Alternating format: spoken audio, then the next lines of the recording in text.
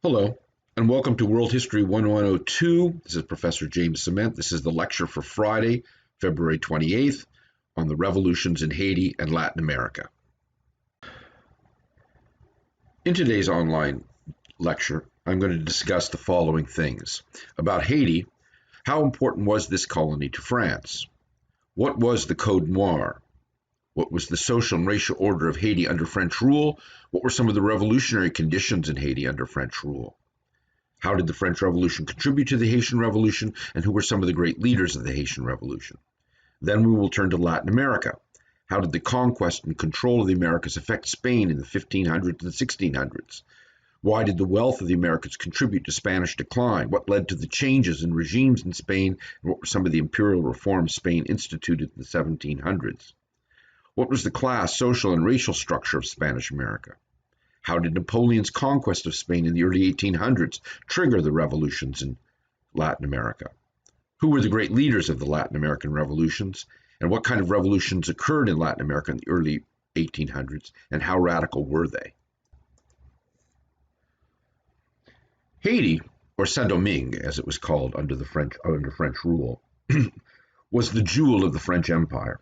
It was a sugar-producing island, or at least the western half of an island called Hispaniola, and it was the wealthiest colony in the French Empire. Indeed, it was the wealthiest colony anywhere in the world. In fact, France, when it lost the 7 Years' War to England in 1763, was willing to give up its possessions in Canada, the Mississippi Valley, vast holdings there. It was willing to give up its holdings in India. It was willing to give up almost everything in its lost to the British in the 7 Years' War. But the one thing it insisted on holding on to was Saint-Domingue, or Haiti, because it was so utterly crucial to the French economy. It produced enormous quantities of wealth for the French treasury and for the French economy generally. And so France fought very hard to maintain its control of this island. At the same time, Haiti was a very divided society. At the top were French colonial officials who came over from France to rule over it. Alongside them were wealthy white planters known as Creoles, Creoles, and also colonial merchants who financed the sugar production and provided the planter with the luxury goods that they desired in Saint-Domingue. There were also thousands of poor whites, typically in urban areas, artisans. They also served as superintendents on wealthy planters' plantations. And alongside them were a group of people known as the gens de couleur, which is French for people of color. These were mixed race people, mostly the offspring of planters and African slave women. They represented about 10% of the population, about 50,000 people in all. The Creole, or French white born in Saint-Domingue, they represented about 5% of the population in Saint-Domingue. About 25,000 people in all. But the vast majority of Haitians, roughly 500,000 people, 85% of the population, were African slaves. And most of these people were persons who could trace their ancestry, not just their ancestry back to Africa, but many had come back from Africa. The system that kept the slaves in bondage, and in fact ruled over most of Haitian society, was something known as the Code Noir, which basically means the black code in French. Now, under the Code Noir, it dictated that slave owners, slave masters, had to provide basic health care, food, and decent treatment to their slaves. But in fact, the Code Noir was largely unenforced. Planters had virtual complete control over their slave property. Moreover, the Code Noir restricted any kind of many of the activities of the slave population. It banned all meetings of more than a few people among the slaves. It banned any kind of freedom of movement. It denied them even the most basic human rights. And it also allowed for because it was rarely enforced, the protections that it offered slaves were rarely enforced. What existed in Haiti was a brutal regime of hyper exploitation and severe punishments for any African slaves who dared to challenge the system. Um, there was brutal punishment, whippings, torturing, even murder for any slave that rebelled or spoke back against their master or hit back against their master. Slave owners were basically giving total free rein to torture, maim, and even kill their slaves. It was a brutal regime. Under this law that, while ostensibly designed to protect slaves, did little of that, and in fact mostly served to place them under absolute total control of the planter elite. Moreover, most planters in Haiti refused to provide even rudiments of health care and food and proper shelter for their slaves, having made the calculated and quite awful decision that it was cheaper to allow their slaves to die and import new ones all the time. And so there was constantly a fresh flow of African slaves into the country from Africa. And so that much of the population in Haiti, among the African slave population, were people who had been born in freedom and who'd been captured in Africa. These many, unlike in the United States, in the southern United States, many of the slaves, if not a majority of the slaves in Haiti, had come from Africa and had been born there. Brutal as it was, and in fact, because of its brutality, the regime, the social order in Haiti, or in Saint-Domingue, as it was called under the French, was a very precarious one. You had a tiny elite of French whites ruling over the entire population, and they utilized the gens de couleur, the people in the middle, to serve as their enforcers. They became sort of the police and the superintendents and the foremen on the plantations that furthered white interests. And for many, many years, the gens de couleur had been granted certain rights and privileges that elevated them among the black slave population. Of course, they were not actual slaves themselves. But by the mid-1700s, as Enlightenment ideas began to penetrate into Haiti, and particularly into the population of gens de couleur, ideas about human rights and equality and all that stuff that we talked about when we were talking about the Enlightenment and the French Revolution, as these ideas began to sort of creep into the population of Haiti, the gens de couleur, and even among the black slave population that was able to learn about some of these ideas and start to believe that they too should have certain rights.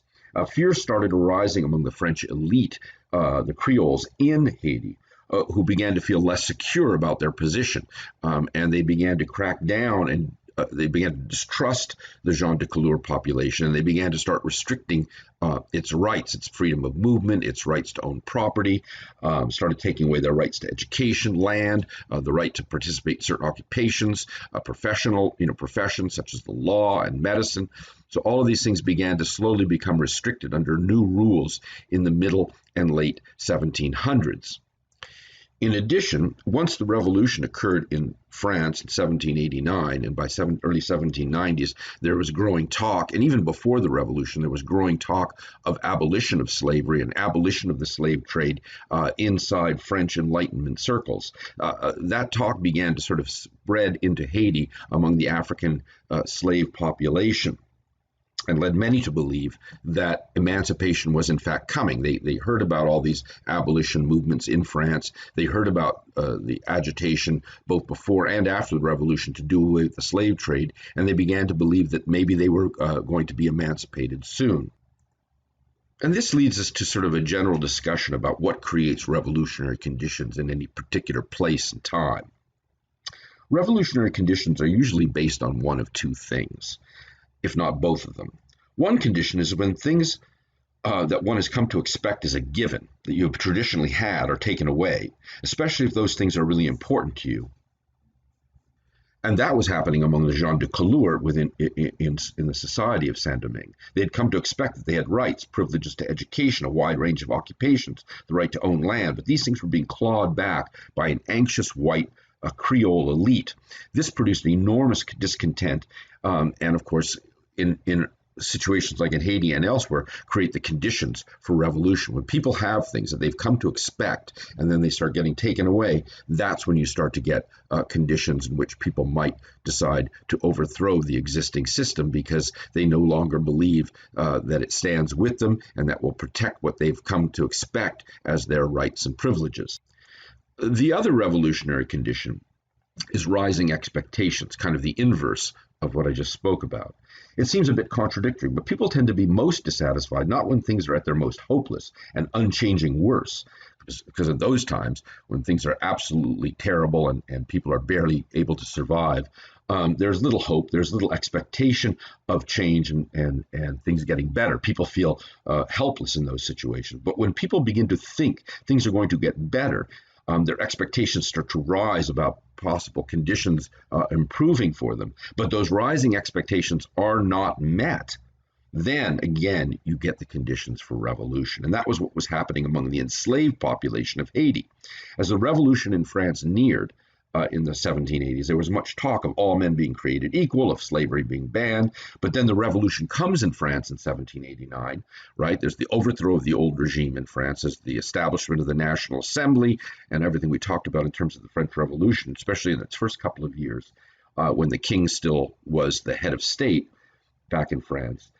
So this revolution comes in France, and there's all kinds of expectations among the African population in Haiti that this will lead to their liberation from the hated slave regime, but it is not banned at first. And then that's what creates the extraordinary revolutionary conditions in Haiti among the African slave population, because they have these rising expectations of emancipation, but those expectations are not delivered upon. And so this is kind of what happens in Haiti. And of course, it's made more complicated by Haiti's complicated social structure. So when the National Assembly in France grants the Declaration of the Rights of Man, right, which we talked about when we were talking about the French Revolution, the idea that all men are equal, that they will be treated equally under the law, that they have basic rights to life, liberty, and property, all of those things that the National Assembly declares with its Declaration of the Rights of Man. The gens de couleur back in Haiti expect that it will apply to them. I mean, they're part of France and they're free people, and they think that all of these rights will apply to them. And theoretically, they do, but because they are free French citizens. But the colonial officials, those white Creole elite in Haiti or in Saint-Domingue, declare that no, you're not going to get these rights. They do not apply to you.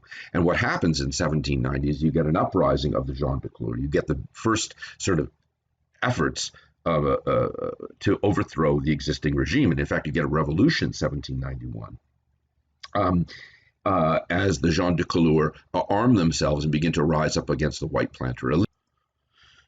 Their demand, and it rises up because their demands are not being met by colonial officials. The limited granting, they don't, the National Assembly, which granted them their rights, these rights are being denied by colonial officials, and it leads to this uprising by the gens de couleur. When the gens de couleur rise up against the white elites of Saint-Domingue, this triggers a much larger rebellion among the much larger African slave population, which takes place in August, which begins in August of 1791.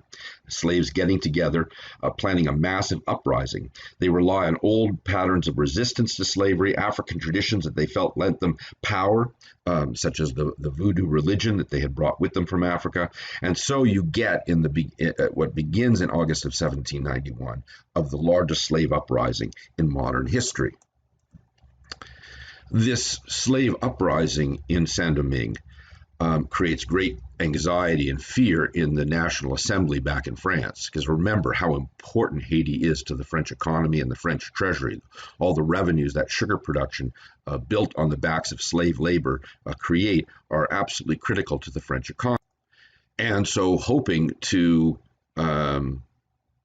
put down this slave rebellion, the French Assembly, the National Assembly, basically orders the white elite, the Creole elite in Saint-Domingue, to create an alliance with the gens de couleur in order to put down this slave rebellion, to grant them full citizenship rights and full participation in the society of Saint-Domingue and the government of Saint-Domingue. the National Assembly also grants full citizenship rights to all free people in Haiti, whatever color of skin they have, whether they be white Creoles, whether they be gens de couleur, or even the small population of free blacks. This occurs in 1792, and they're hoping to rally all of these people that are not part of, all of the non-slave people in Haiti in order to put down this slave rebellion. Meanwhile, the French Revolution is under siege from other European powers, as we spoke about before. When the French Revolution occurs in 1789, at first many European powers support it because they believe it will undermine the power of the French state. France is the kind of the big gorilla on the block of European continental politics, geopolitics, and it's hoping that with the revolution, France will go into a period of sort of decline and that it will no longer be a major force in European affairs. But as the revolution becomes more radicalized, when the king, of course, is tried and ultimately executed for treason, the other monarchical regimes, the other regimes around Europe begin to kind of freak out about what's going on in France, and they turn against France. And seeing the chaos in Haiti, of course, they immediately, the British and the Dutch and Spanish forces begin to make a play for Saint-Domingue, seeing the chaotic conditions there, the revolutionary conditions there. They decide that Haiti might be ripe for takeover by other European powers who are very interested in gaining the enormous wealth that Haiti represents. And so Spanish and British forces begin to attack French forces in Haiti. And as Spanish and British forces begin to attack Saint-Domingue, and a fear grows in France that they may lose this really important colony to them. And as radicals begin to rise within the National Assembly and sort of take command of the revolution back in France, the leadership in France comes to the conclusion that in order to defend Saint-Domingue against Spanish and British forces, of course, Spain controls the eastern half of the island, which is today the Dominican Republic. As France begins to fear the loss of Saint-Domingue, and as the radicals, who are much more open to the idea of abolition or ending slavery, become the dominant power within the French National Assembly, they come to the conclusion that they need the vast population of African slaves to defend the island against capture by the Spanish or the British. And they need the slaves to defend Saint-Domingue. And so they come to the radical solution that basically, along with also their ideological convictions that slavery is a moral wrong and must be abolished. The Declaration of the Rights of Man talk about the equality of all mankind. The radicals within the French National Assembly do that, and they declare abolition in 1794. They abolish slavery, and they promise full citizenship to all persons of African descent within Saint-Domingue.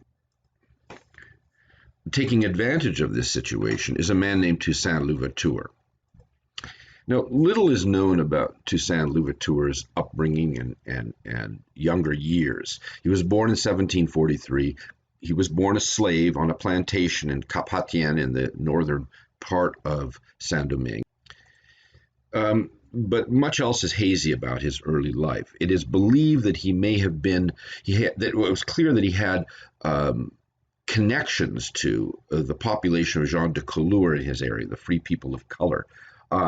He received a thorough education, and at some point, we're not sure exactly when, because the documentation is just not there, he was freed sometime before the Haitian Revolution. And as I said before, he became he sort of joined, even though he was a person of full African descent, he joined the population of the gens de couleur, the free people of color within Saint-Domingue. He also gained a position within the French military, within the colonial military of Saint-Domingue, and became renowned as a great military tactician and leader, with a wide leadership among both people of color and among the slave population. When the liberation comes, the emancipation, the abolition of slavery comes in 1794, Toussaint Louverture now decides to back the French in their fight against Spanish and British efforts to take over Saint Domingue. And he leads forces, he leads military forces, and he becomes one of the leading generals in Saint Domingue, fighting against the Spanish and British efforts to take over the island. But here things begin to get sort of complicated, and the Haitian Revolution begins to get kind of murky. What happens at this point, and this is roughly around the year 1800, there's a separate rebellion that begins to rise up among the gens de couleur, many of whom are quite fearful of sharing power with the much larger, the more dominant African slave population, and you get a rebellion of gens de couleur forces, free people of color forces within Saint Domingue society. They begin to rise up and begin to fight against the armies of the former African slaves. And so there's a kind of civil war breaks out within Haiti around the year 1800. And Louverture, being sort of this brilliant military tactician and leader, and also representing the far larger population of former slaves within Haiti, he eventually wins this civil war, and by 1800 has largely taken control of Saint Domingue. He becomes the de facto leader of Saint Domingue, even if he's not given that position by the French National Assembly and by the rising power of Napoleon back in France. So that even though Saint Domingue remains under French rule theoretically, nominally, it is really under the leadership of this man, Toussaint Louverture. But the revolution in Haiti and the civil war, the sort of the violence that tore through the island in the late 1700s, or in the 1790s, the collapse of the ending of slavery in particular, undermined the Haitian economy because, not surprisingly, when African slaves are freed from the brutality of the sugar-producing plantations, they have no interest in continuing to work on those plantations. Most of them go off, find small plots of land for themselves, raise food, because they want to become independent, as autonomous as they possibly can be. They want to have nothing to do with the old sugar economy. And of course, that causes a rapid collapse in the sugar economy. Meanwhile, back in France, and I know all this gets kind of complicated, with the rise of Napoleon has made the determination that he needs those revenues coming in from Haiti. He has all kinds of ambitions to take over, to conquer Europe and to expand his own power, and he needs those revenues that the sugar economy of Haiti had provided France for so many decades. And so he decides he's going to reestablish firm French control over Saint Domingue in order to, put the sugar plantation economy back into gear and providing him the revenues he needs for his expansionist foreign policy. And so in 1802, Napoleon overturns the Emancipation Declaration that the French National Assembly under the Radicals had declared in 1794 and reinstitutes slavery within the French Empire, and then launches a force to take over Saint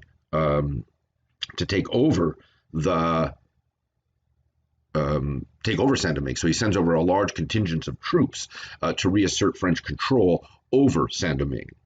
And of course, by this time, the fighting in Europe has gotten so intense that Spain and Britain have kind of eased their efforts to take over Saint Domingue, that they've had to reassign their forces elsewhere to defend interests elsewhere in the world. And so Saint Domingue is less under the threat of British and Spanish conquest. And now it becomes, for Napoleon, an effort to try to retake Saint Domingue back from the rule of Toussaint Louverture. And so Napoleon, as I said before, sends over a massive French force under the leadership of a General Leclerc, one of his leading generals in his wars in Europe. Recognizing how important Toussaint Louverture is to the revolution in Haiti, to the fact that the African slave population is now sort of under Louverture's leadership has sort of become freed from the sugar economy, Louverture decides that he's got to eliminate Leclerc, the general sent over by Napoleon, decides he has to get rid of Toussaint Louverture. And so, in sort of an act of treachery and trickery, he tells Toussaint Louverture that he wants to meet with him to sort of hash out a truce between his forces and Toussaint Louverture's forces. But as I said before, it's a trick. And when Louverture comes to meet with him, Leclerc basically arrests him, sends him back to France, where he is placed in a French prison in the French Alps, where he dies on April 7th, 1803. And at that point, Leclerc is hoping that he now, with the elimination of Louverture, he now has the path clear to conquering the forces that Louverture had commanded in Saint-Domingue, reestablish French control, and reestablish the very lucrative sugar plantation economy. But Leclerc makes an error in a sense. He believes that without Louverture, the black forces that Louverture had commanded in Saint-Domingue will collapse. But in Toussaint Louverture's place rises Jean-Jacques Dessalines, who was Louverture's main lieutenant, who had helped Louverture in his brilliant military campaigns to overthrow the old regime. And Dessalines launches a brilliant military campaign against Napoleon's forces in Saint-Domingue. And in fact, in 1802 and 1803 and 1804, this brutal war is fought in Saint-Domingue, and Dessalines is able to defeat Leclerc's forces overwhelmingly. Leclerc's forces are also, of course, decimated by the fact that many of them fall prey to tropical diseases, malaria, yellow fever, and other things, which decimates the ranks of the French troops. And ultimately, Dessalines emerges triumphant in 1804. And in late 1803, he decides to declare independence for Saint-Domingue, which goes into effect on January 1st, 1804. It becomes the second great revolution in the Americas, following, of course, the American Revolution of 1776. Dessalines also is the leader of what is, in a sense, the most successful and large-scale slave rebellion in the history, probably of the history of the world. And as you read in his Declaration of Independence, Dessalines issues a scathing denunciation of the French. He calls them barbarians who have bloodied our land for 2 centuries. It is not enough to have restrained those ever-evolving factions that one after another mock the specter of liberty that French dangled before you. He talks about how the French kept leading us on, saying they would offer us our freedom, but they never did. We must act, he says, with one last act of national authority, forever assure the empire of liberty in the country of our birth. We must take any hope of re-enslaving us away from the inhuman government that for so long kept us in the humiliating torpor. In the end, we must live independent or die. And so he, with these inspiring words, he declares Haiti independent, and basically says that, all those French claims of freedom and equality that are part of the French Revolution were basically false words, because the French never intended to apply them to the African peoples, the people of African descent who lived in Saint-Domingue. He also, of course, throws out the old name of the colony Saint-Domingue and reclaims it and declares the new country to be called Haiti, which is actually the old Native American Carib word for the island. But Haiti's history has not been a happy one in the wake of its independence.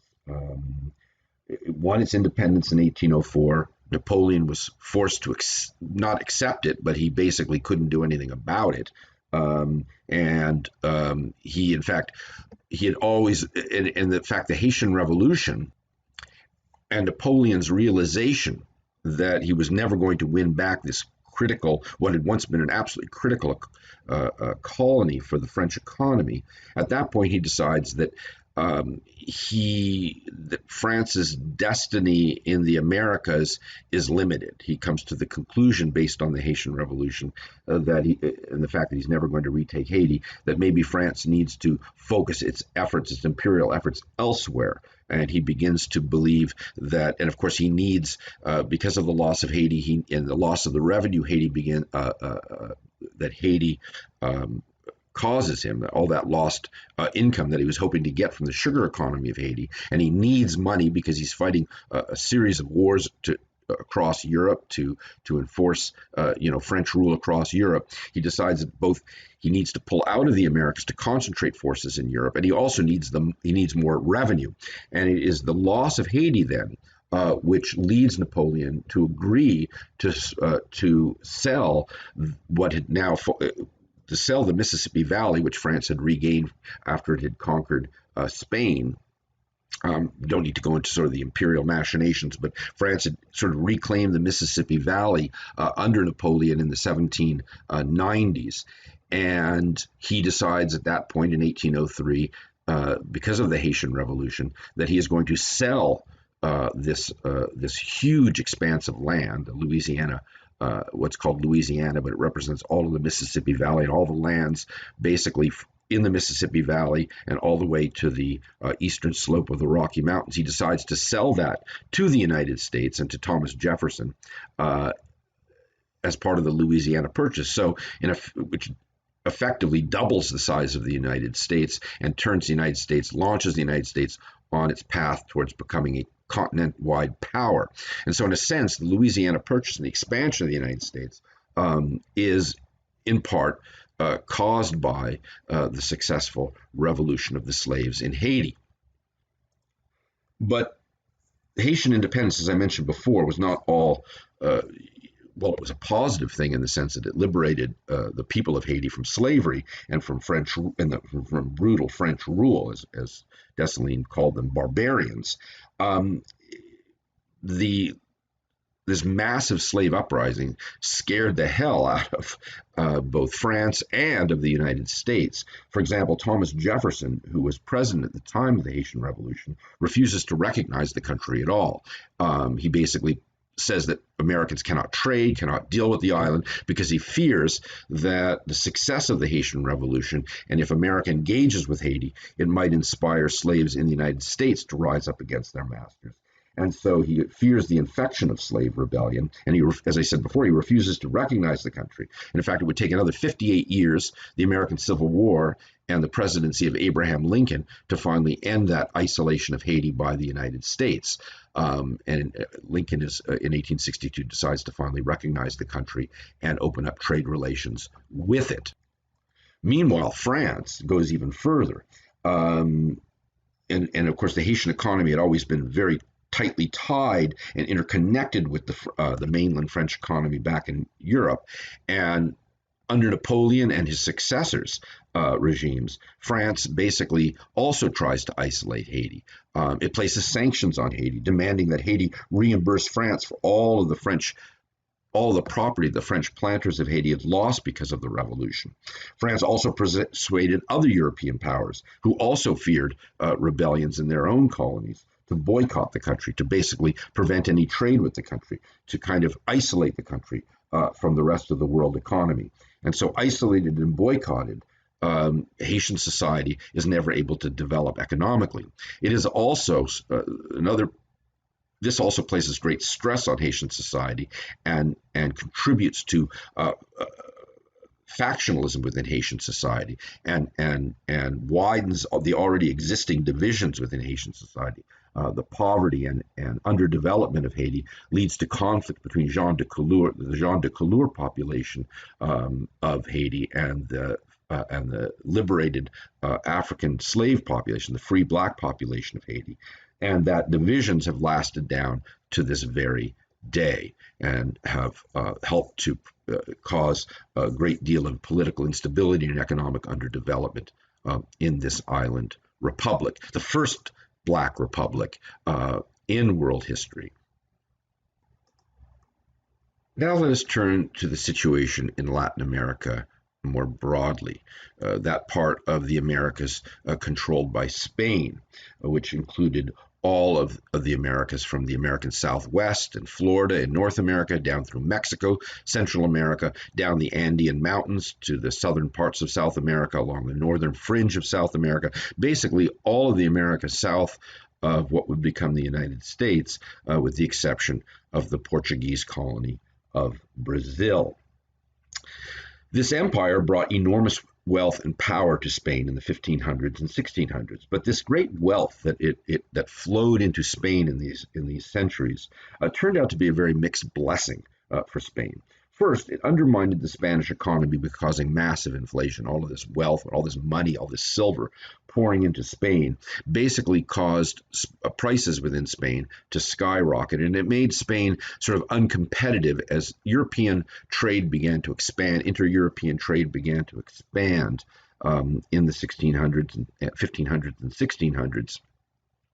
Spain was left at a disadvantage, so all of the goods that it produced were basically too expensive for other Europeans, and the Spanish economy remained uncompetitive and sort of lagged behind the growing capitalist economies of the rest of Europe.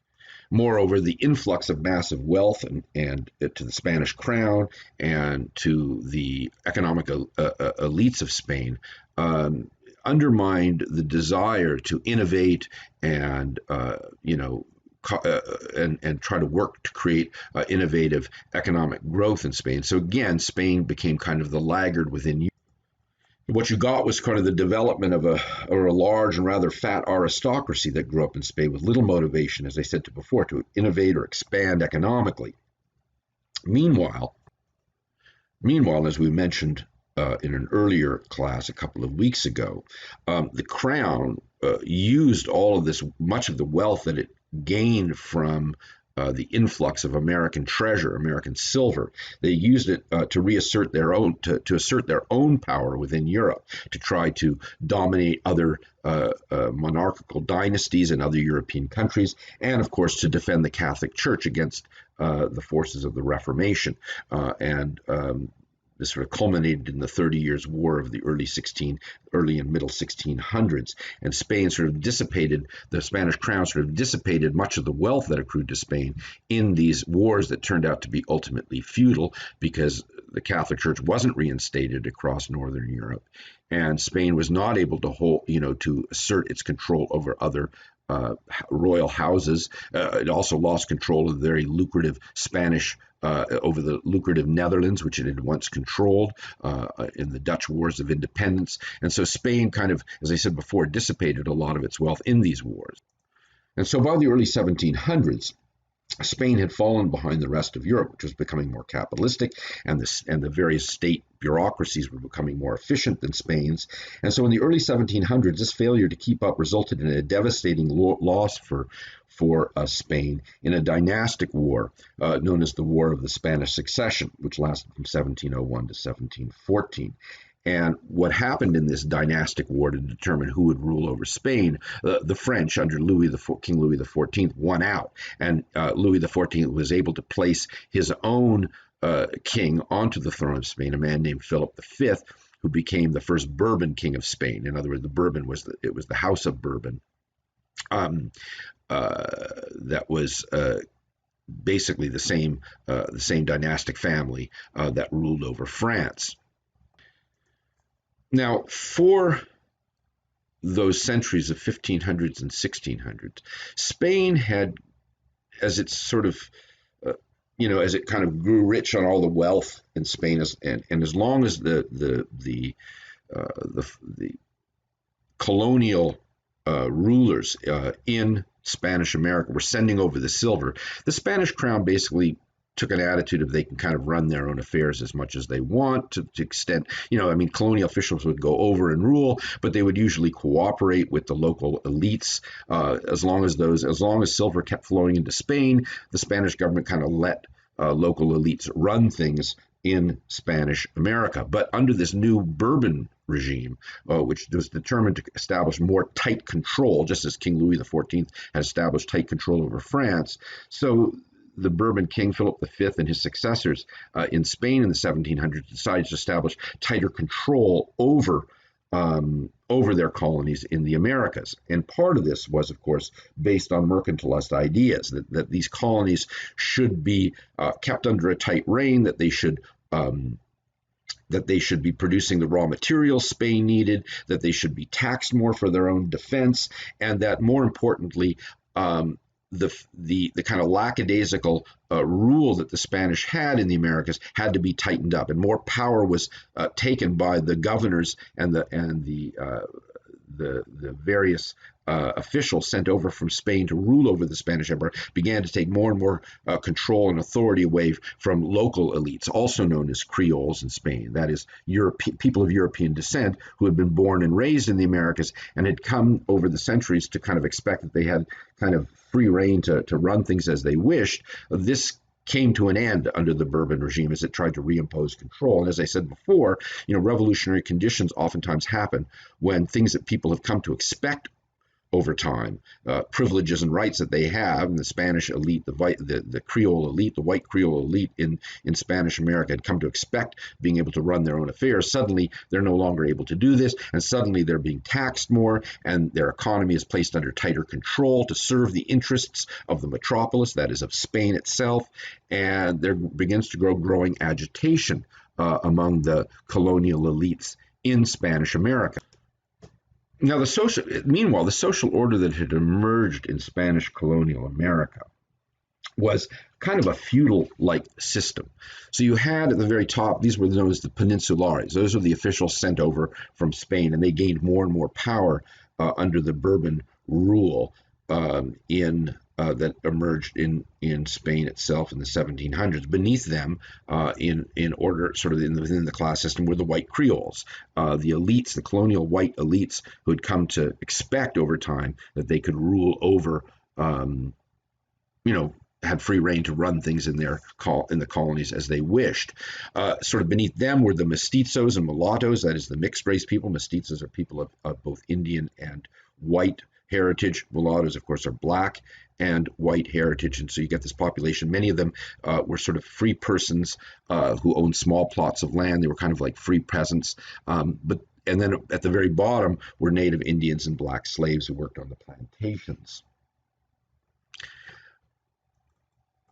But in much of Latin America, what had emerged was basically this kind of feudal economy. So you had these vast haciendas, these vast sort of farm and plantations and ranches across Spanish America, where basically the peasants lived as kind of serfs. I mean, they were tied to the land. They had to work for the hacendero, the hacienda owner. They were kind of kept on a tight leash. They sort of looked to the hacienda owner for their, for protection, that he was kind of the ultimate legal authority. In other words, government was very weak in the Spanish colonies for the most part, and these hacenderos, these hacienda owners, kind of ruled over the peasant population of both Indians and mestizos, with kind of total command over their lives. And the vast majority of these peasants, had almost no say in running these colonies, or no say in governance. They had no local assemblies. They were barely able to even leave the hacienda if they chose. They couldn't sort of say, I'm going to go to the next hacienda where I can get a better deal. They were tied down to the land. Most of these people were Indians, or as I said before, even larger population in certain parts of the Americas, Spanish Americas, as mestizos, a mixed Indian and white population. And meanwhile, when the Spanish Bourbon throne decided to impose more Spanish authority over the colonies, and enforce things. For example, one of the things that they did was they began to enforce the monopoly that legally the Spanish crown had over the sale of tobacco and liquor, which was an incredibly lucrative part of the economy. This angered the Creole elite, who had come to expect that they could freely buy and sell tobacco and liquor, and who had gotten used to that situation where they could, sort of have free reign in that part of the economy, and suddenly it's taken away from them. This angered them, and at that point, it also angered some of the smaller merchants, some of the small urban middle class in the various cities around Spanish America. They weren't very big, but they were kind of important. That the middle class, this sort of small urban middle class of traders, small merchants, professionals, many of whom were also Creoles, were also white, sort of aligned themselves with the white elites. In the same way that during the American Revolution, the big merchants who were impacted by British mercantilist policies were able to, create an alliance with the more sort of middle classes and the small merchants and traders and professionals in the small urban centers of North America to create an alliance against the increasing control that the mother country and the governors the mother country was sending over to rule over the colonies, that they were able to create this alliance between sort of the wealthy Creoles and the more middle class and lower class Creoles to create an alliance in opposition to this authority being this new tight authority over the economic and political affairs of the colonies that the mother country was trying to impose. England in the case of North America, and Spain in the case of Latin America. Meanwhile, as in the United States, as in the British colonies in North America, many Latin American elites, many of the Creole population, and also their allies among the less wealthy Creoles in the cities, the professionals and small traders, were also absorbing these Enlightenment ideas of consent of the governed, that people have the right to establish their own government that serves their interests, that the government should provide for the maximum liberty of its people, that it should protect life, liberty, and property. All those kind of Enlightenment ideas that we saw in the French Revolution and the American Revolution, all those ideas began to sort of infect the Creoles of the white population and both the small traders, merchant class, the wealthy planters of Latin America, and also some of the mestizo population as well. Some of the population of more educated peasants were also sort of infected by these ideas of the Enlightenment, that people had to right to their own government and that the government should maximize liberty. And those ideas began to lead many of them to believe that they needed to be liberated from Spanish rule. But the key precipitating event of the wars of national liberation that would sweep through Latin America in the 1810s and early 1820s, that led to the independence of much of Latin America from Spanish rule outside of the Caribbean itself, the final precipitating events were what happened in Europe. In 1807, 1808, Napoleon invaded Spain and overthrew the Bourbon monarchy.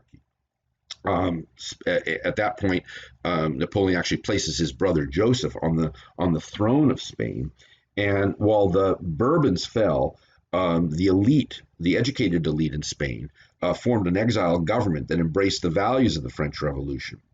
And many Latin Americans, in other words, there was great opposition to Napoleon's conquest of Spain, and many Latin Americans who traveled back to Spain attended and became part of this government in exile and came to absorb its ideas that people deserved to have a government of their own. In the case of Spain, it was to overthrow the Napoleonic forces, but among Latin Americans, it was to oppose the very control Spain had over Latin America.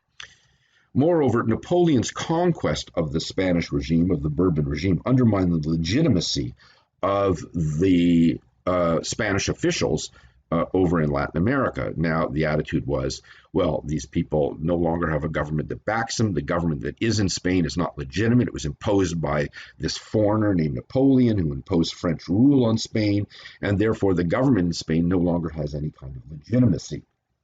And so a number of elites rise up in Latin America to challenge Spanish colonial rule, to Spanish the control and the authority of the Peninsulares, those officials born in Spain who had come over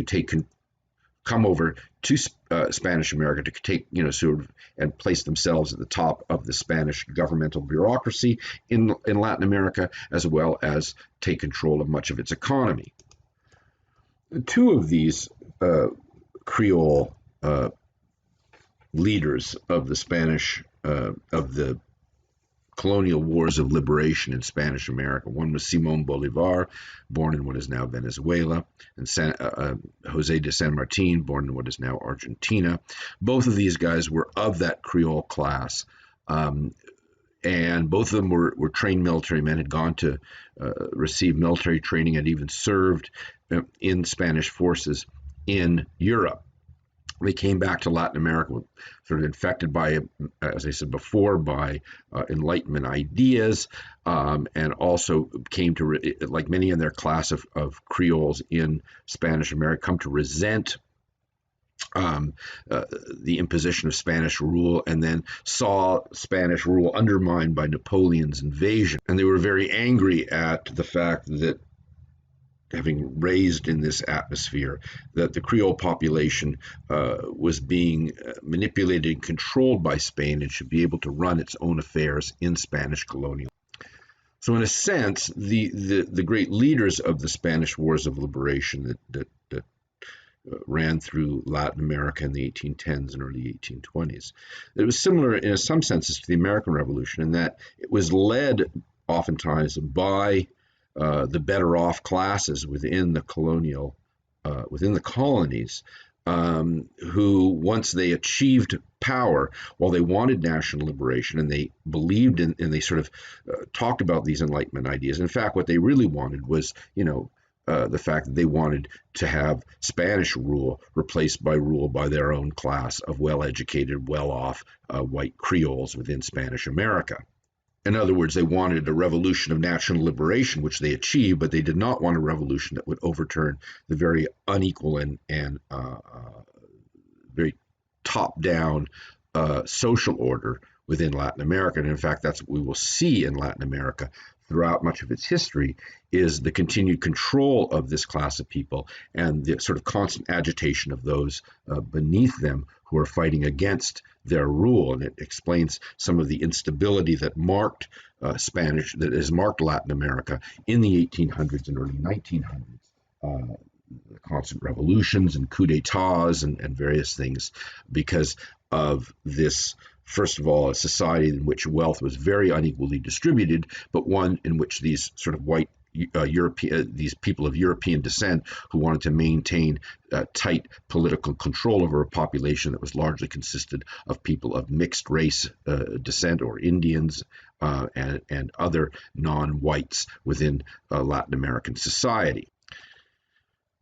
Meanwhile, Mexico also had a sort of its own revolution, which relied quite heavily on large numbers of Indian laborers on the haciendas. And what we see in Mexico is, while in Mexico itself there was the emergence of a white elite, Creole elite that kind of controlled Mexican society, they had to sort of at least make cultural overtures to the large population of mestizos and native peoples of Mexico. And of course, Mexico is the one country even to this day that proudly celebrates its indigenous heritage, much more than many other Latin American countries until very recently. Because in Mexico, the revolution had been more broadly based. It had been not just white elites who were fighting against Spanish rule, but many of the Mexican peasantry had also risen up against Spanish rule as well. So Mexico sort of followed its own course to liberation. And of course, Mexico would periodically see the rise of revolutionary forces among native peoples, most notably in the rise of Benito Juarez in the middle years of the 1800s.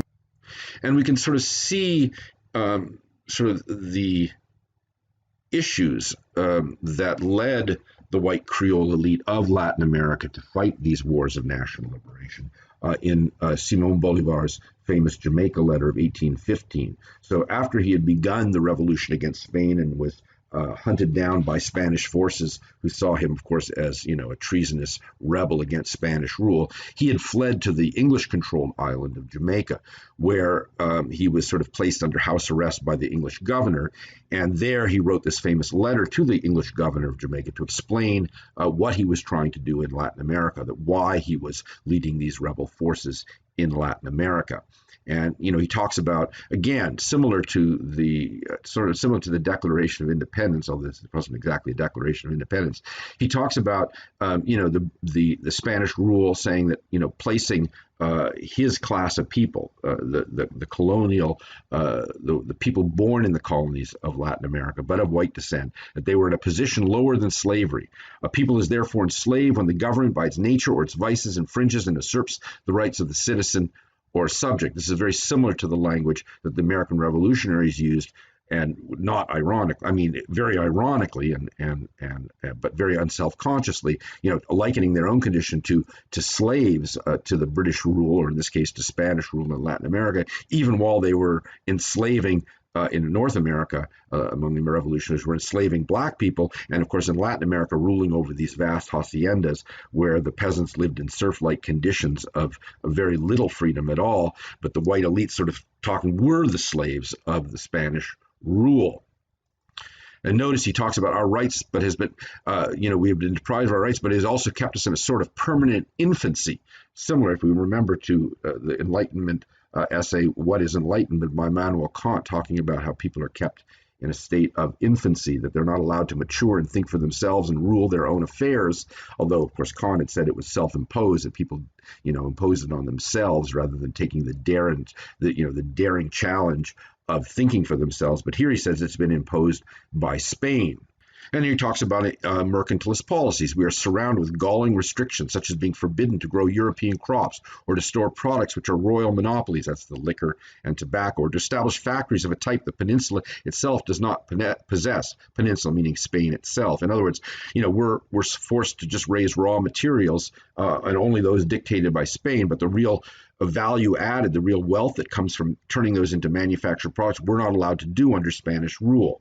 And he says, to add to this, the exclusive trading privilege, even in articles of prime necessity. In other words, Spain insisted that under mercantilist rules, it control the most lucrative trade, and the placing of taxes on trade, traffic, and so forth in Latin America. All of this, the white Creoles very much resent. And he says, we were never viceroys or governors, save in the rarest of instances, seldom archbishops and bishops. In other words, the governors, the leaders of colonial society had been sent over from Spain to serve the interests of Spain and not the interests of the people in the colonies. And therefore, that had led Bolivar to declare that Spanish rule must be overthrown, which it effectively was with the wars of national liberation of the 1810s and 1820s, so that by the early 1820s, all of Latin America, all of the former Spanish America, had essentially been liberated, from Mexico in the north all the way down to Argentina in the south. The only parts of Latin America that remained under Spanish rule after these wars of national liberation would be in the Caribbean, the island of Cuba, and what is now what's the eastern half of Hispaniola, what is now the Dominican Republic, which would not achieve their independence until very late in the 1800s.